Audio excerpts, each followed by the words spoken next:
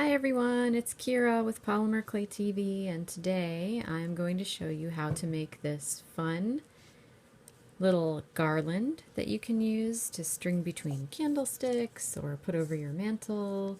It's got little designs on both sides. So much fun and so easy to do. So let's get started. These are 3 leaf molds: the maple leaves, fall leaves, and the forest leaves from the shop at Polymer Clay TV.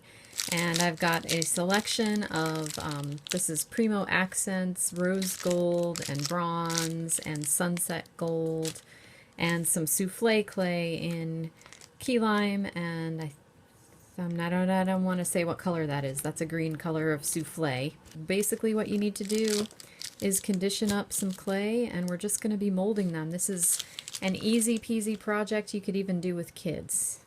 So you just need your clay to be sort of warm, and we're going to use powders and pastels. I'm going to use my pan pastels because they're very bright, vibrant colors to get some interesting stuff going on. So because fall leaves come in so many colors, you know, you can just go wild here. Any colors are going to work, really. Anything that's sort of natural. Or you know what, you don't even have to do natural. You could do them blue if you wanted to, if that goes with your decorating color scheme.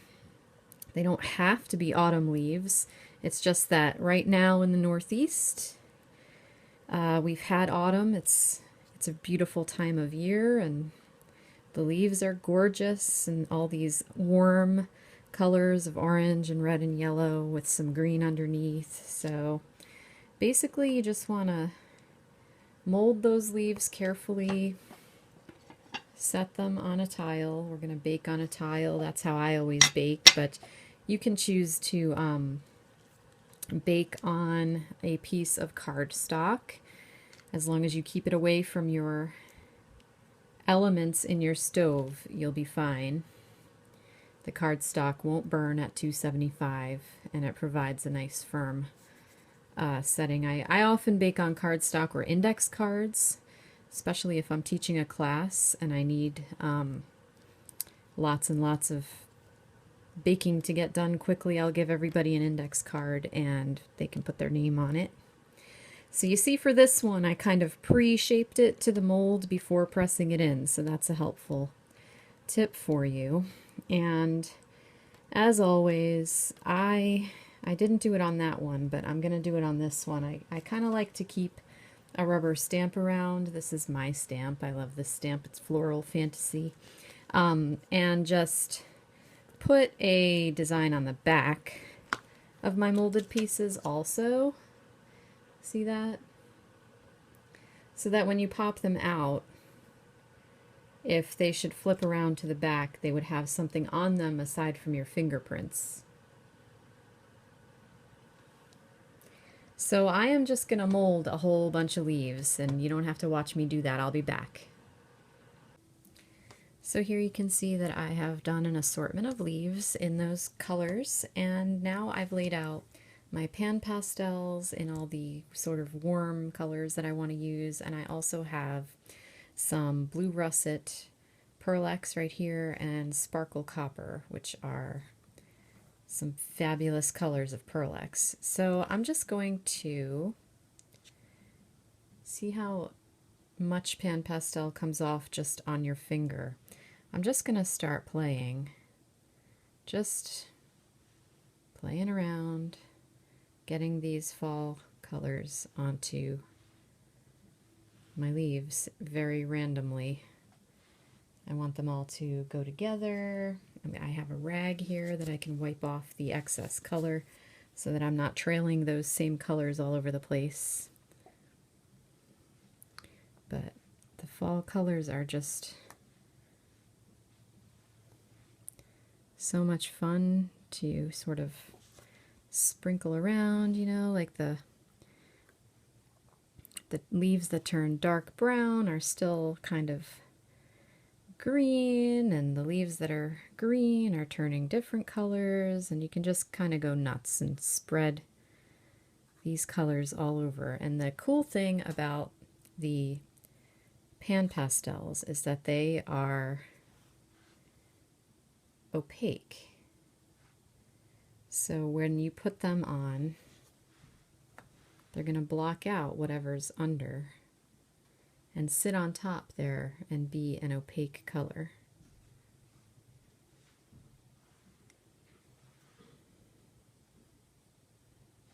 So you can really just spice up your leaves with these smatterings of opaque colors, and then you can come back with your Pearl-Ex, which is not opaque.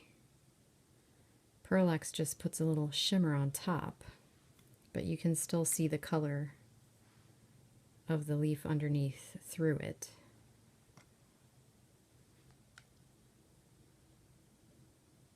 And the sparkle copper is kind of glittery, so you can pounce that on and it'll make leaves that were not glittery into sort of sparkly leaves. Like this one, I would take some of this saddle brown, get a little bit of that on there,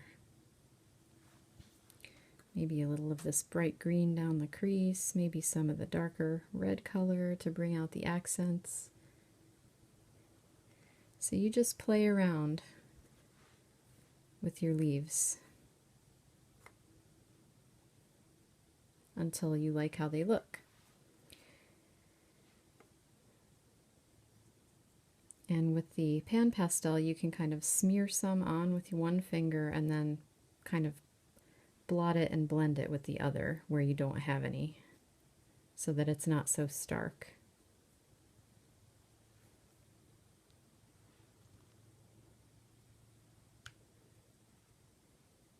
And just go nuts. Have a lot of fun decorating your leaves.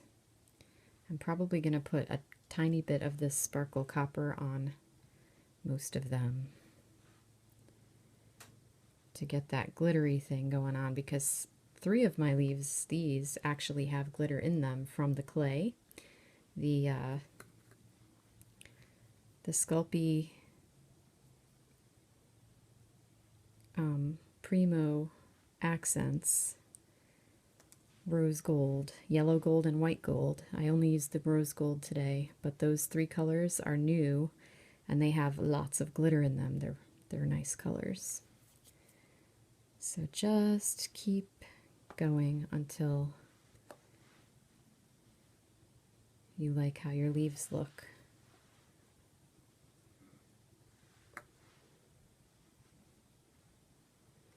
And then the final step is going to be taking some kind of a needle poking tool and making holes so that you can hang these.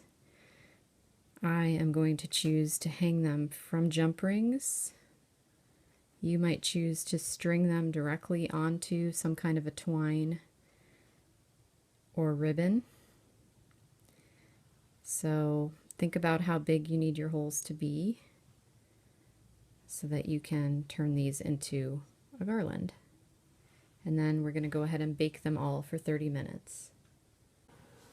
So these are fresh out of the oven and they are cooled and ready to play with. So I have some hemp cord here, and this is called Darks, just Darks from Darice, in case you want to know the colors, and some antique gold jump rings. So all I'm going to do here is put jump rings in the tops of my leaves and close them, and then tie them into the cord. I'm just going to use regular knots. I'm going to leave a little on the end so that you can decide where this is going to go, what you're going to do with it. But look how easy that is. Just tie an overhand knot. If you want it to be a bigger knot, or you want to make sure it's going to stay in that spot, you can tie it double. But just, you know, vary your leaf shapes and colors along the way.